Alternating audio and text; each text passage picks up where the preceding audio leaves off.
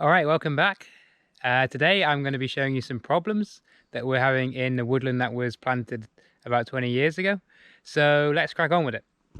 This, as you can see, is a beech tree, and this is, well, I mean, a fairly healthy looking beech, you know, full of, got some good colour to it.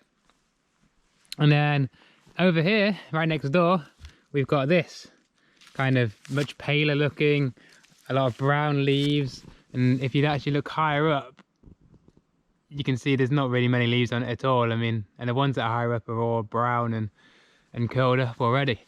So what is happening here? Well, if I get in a bit closer, you can maybe see. So this is, sorry, I've just got a massive fly on me.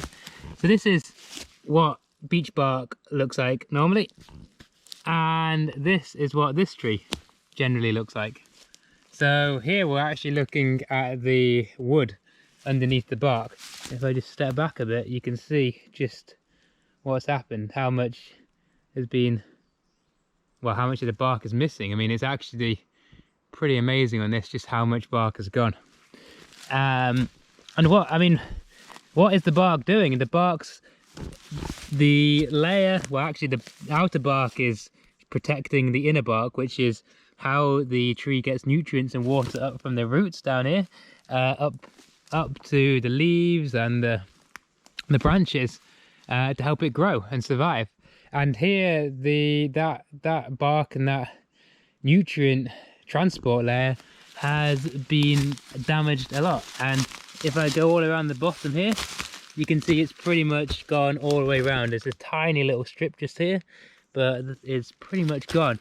And this damage is called ring barking. So this is when basically an entire layer has been stripped from one side to the other side. And if that happens, the tree can't transport any of those nutrients up from the roots. So it basically kills the tree, in simple terms. And this kind of damage, if it's just done in a small section on one side, like here where there's still bark either side, the tree can still get nutrients up, but it's going to be severely affected, and the timber will be deformed and the tree won't grow so well. And yeah, I mean, it's not never going to be a healthy tree. And in the worst case, as in here, the tree is basically going to die. And this damage is caused by grey squirrels. So they eat the bark, chew the bark, and there's a variety of reasons why they might do it. No one's 100% sure, but whether they're eating it or whether they're trying to get some, you know, this thing about maybe pregnant squirrels, they're chewing it to release some of the pain they're under. But whatever the case is, it's actually, you know, these squirrels are killing these trees. And unfortunately, we've got quite a lot of this squirrel damage in the beech trees that were planted 20 years ago. So even the one down here I was showing you looks fairly healthy. There is still some damage, maybe you can't see, but up here there's still some damage up there. So higher up it doesn't look so healthy. You can see it looks a lot more yellow higher up. It's just not getting the nutrients it requires. And there's another beech just here, and again that's looking quite pale and losing leaves higher up. So, you know, we're going to lose, I think, pretty much all the beech trees that were planted 20 years ago have been affected by squirrel damage. And I mean, beech trees aren't the only trees they attack. They can attack oak and sycamore and other deciduous trees, but here in this forest they seem to just have gone after these beech. So yeah, it's kind of a little bit depressing when we're already going to lose all the ash trees that have been planted, and now all these beech trees are going to go as well. Fortunately, there's not huge amounts of beech.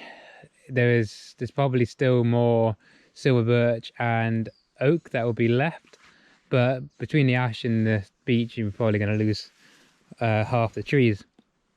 So what stage do the squirrels eat the bark? Predominantly the trees are, I don't know, between 25 and 30 years, and So when you first plant the trees, it's not a problem. The stems are too narrow.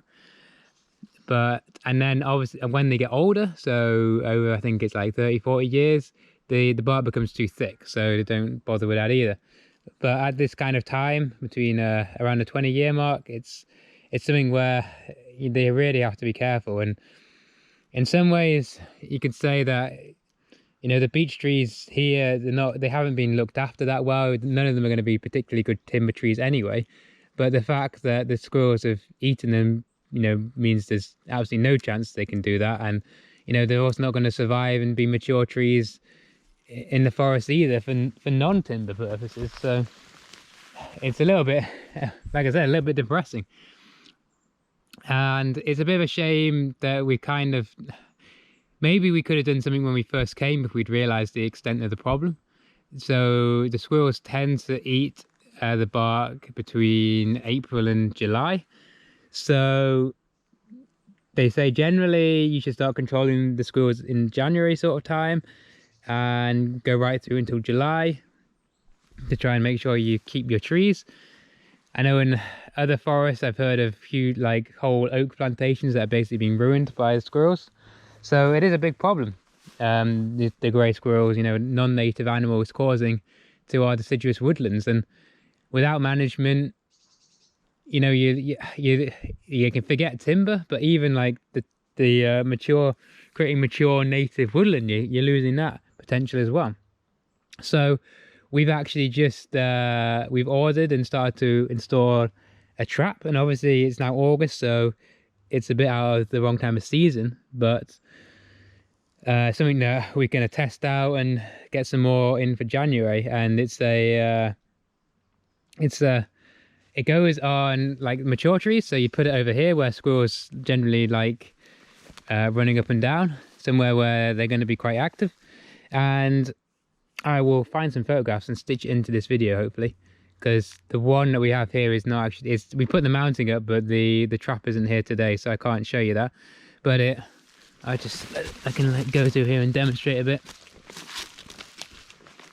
So the trap will go approximately here, so it's got like a case over the top of it. The squirrel, it goes in from the bottom, and you put some bait in there, so some sort of nut paste in the bottom, and squirrel goes in and it delivers a, what can you say, like a hammer blow to the squirrel's head, and that kills the squirrel pretty, you know, instantly. It's been designed to be a humane way of killing the squirrels. You know, you get other types of traps and poisons which maybe are you know, less humane, takes longer to kill the squirrel, which, you know, we don't want to kill the squirrels, but you know, it's kind of pointless doing this work if all the trees we plant are going to be damaged and killed by squirrels. So that's why we're going to have to take this action. Yeah, the other thing to say is there is some research and going on at the moment to try and develop a squirrel contraception. So they think they're making good progress towards that, and they're hoping it's going to be in the near future. Probably by the time the trees that we're planting in the fields will be susceptible to squirrel damage, it'll be ready. So that will basically mean the grey squirrels will eat this contraceptive and not be able to produce offspring. So that will obviously help to control the population into the future. The other thing to say here, of course, is you can't use these traps if you've got red squirrels around and greys together, because although they say the trap is designed to minimize red squirrels going in, it's not going to be it's hard to see that being completely effective. But we've been talking to neighbors that are around here, and none of them have ever seen a red squirrel around here, so in that respect we should be fairly safe. So yeah, it's too late for these trees. We've lost like all the beech trees pretty much. I mean, some will survive if we can keep controlling the squirrels into the future, but not for timber purposes. But it would just be nice, especially in this area. I mean, you've only got beech and ash here, so these trees are all going to die. So it would be nice if some of them can at least survive, just to provide that woodland feeling. Right, so that's the summary on squirrels and the problems they're causing in forests in the UK, the grey squirrel. And hopefully, you know, we can help control them and to protect some of these trees from being completely wiped out. And yeah, that's it for this week. If you've enjoyed watching, don't forget to subscribe to the channel, and I'll catch you in the next video.